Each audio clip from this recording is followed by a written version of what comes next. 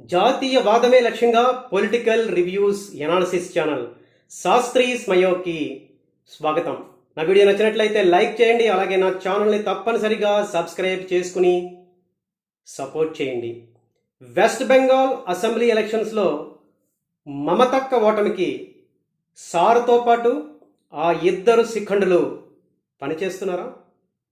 దీనికి సంబంధించిన పూర్తి వివరాలతో ఈరోజు ఈ video. Sir special intensive revision. ఈ ఎస్ఐఆర్ పేరు చెప్తేనే మమతా బెనర్జీకి వణుకు మొదలైంది.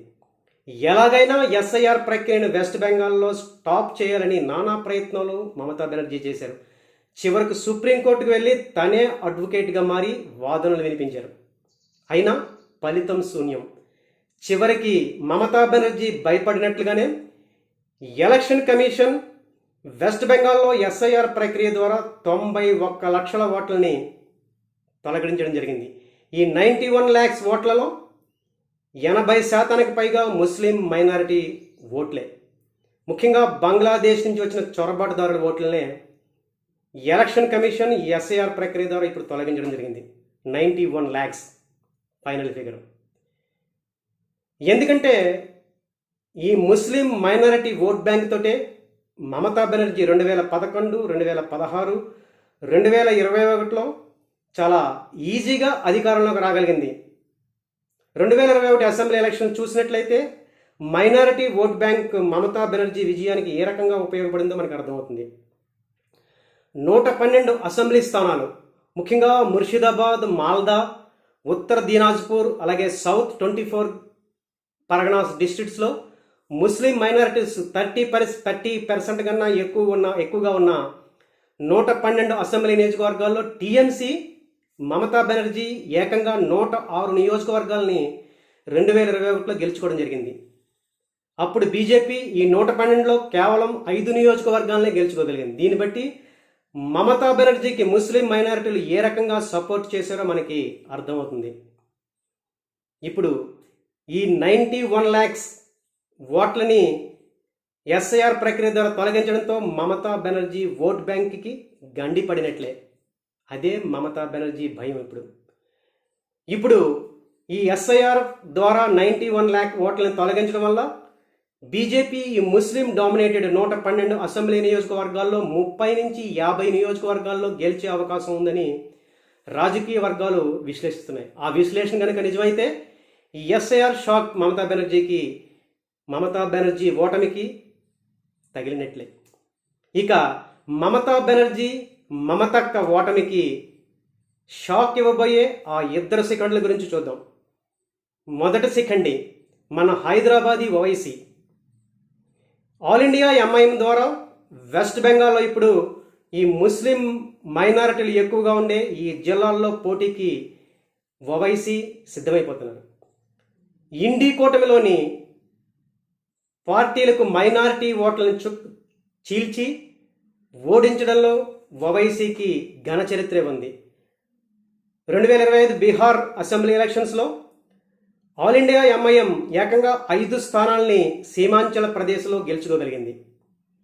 ఆర్జేడీ, కాంగ్రెస్ పార్టీల మైనారిటీ ఓట్లను చీల్చడమే లక్ష్యంగా ఆల్ ఇండియా ఎంఐఎం అక్కడ పనిచేసింది. అదే ఘన చరిత్రతో ఇప్పుడు ఆల్ ఇండియా ఎంఐఎం వెస్ట్ బెంగాల్లో కూడా ముస్లిం మైనారిటీల మీదే కాన్సన్ట్రేట్ చేస్తూ వాళ్ళని గెలుచుకోవడానికి ప్రయత్నాలు చేస్తోంది. దానిలో భాగంగానే మమతా బెనర్జీ మైనారిటీ ఓట్ బ్యాంక్ని చేర్చడానికి సిద్ధమైంది. ఓవైసీ మమతా బెనర్జీని హెచ్చరిస్తూ వెస్ట్ బెంగాల్లో ముస్లిం మైనారిటీలు 30% ఉంటే గవర్నమెంట్ జాబుల్లో కేవలం 6% మాత్రమే ఉన్నారని, ఇంతకాలం మమతా బెనర్జీ ముస్లింలను మోసం చేస్తూ బీజేపీ బూచిని చూపించి ముస్లిం ఓట్లను దోచుకుంటోందని, వాళ్ళ అభివృద్ధిని మాత్రం ఏ రకంగానూ పట్టించుకోవట్లేదంటూ ఓవైసీ మమతా బెనర్జీని ప్రశ్నిస్తున్నారు. అంతేకాకుండా మమతా బెనర్జీ కేవలం కోల్కతా పరిసర ప్రాంతాలు, అలాగే ఖరగ్పూర్ లాంటి ప్రాంతాల్లోనే అభివృద్ధి చేస్తూ ముస్లింలు అధికంగా ఉండే మైనారిటీ ప్రాంతాలని గాలికి వదిలేస్తుందంటూ ఓవైసీ ఆరోపణలు చేస్తున్నాడు.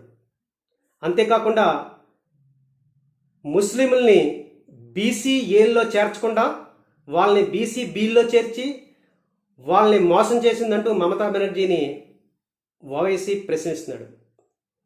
So Mamata Banerjee Muslim vote బ్యాంక్ని చీల్చడానికే ఆల్ ఇండియా ఎంఐఎం రంగంలోకి దిగిందని కొంతమంది రాజకీయ వర్గాలు అనుమానిస్తున్నాయి.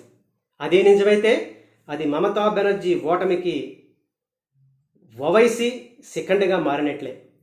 ఇక ఆల్ ఇండియా ఎంఐఎం ఓవైసీ తర్వాత మరో సెకండి హుమయూన్ కబీర్.